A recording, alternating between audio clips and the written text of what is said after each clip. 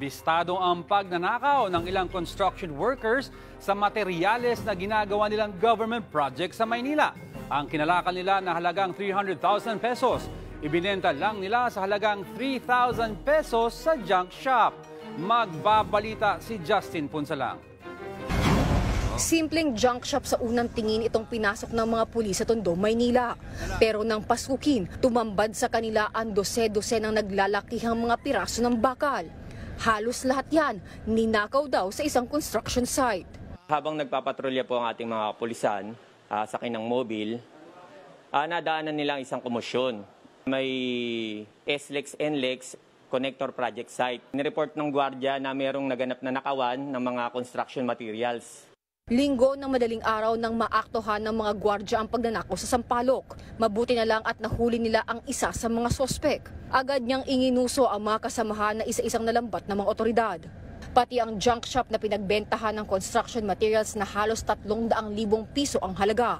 Sabi ng mga pulis, trabahador sa construction site ang isa sa mga sospek. Depensa naman ang isa sa kanila, napag-utusan lang siya. Nagiinom po kami nun eh. Ay, yung dalawa, matulog na ako nun. Tapos bigla may tumawag na number. Sabi sa akin, labas daw kami. Sino nagsakay ng mga construction materials mo sa LTO? Yung tatlo po. Bakit mo po sinakay? Sinutos po sa amin nun, nung Ronald. Kilala raw na magnanakaw sa area si alias Ronald, pero dahil sa pangakong porsyento, napapayag sumali ang mga sospek. Pero si Kayla nahatak lang daw, iginiit na wala siyang kaalam.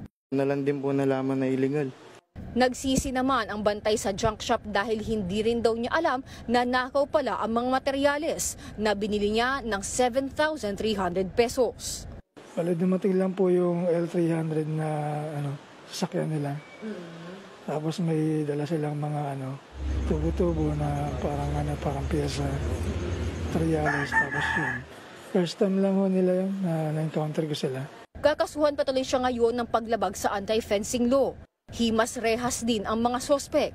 Sa mga posibleng makapagbigay naman ng impormasyon tungkol sa tinuturo nilang si alias Ronald, ipagbigay alam na lamang sa pinakamalapit na istasyon ng pulis. Para sa 1PH, Justine Punsalang, News 5.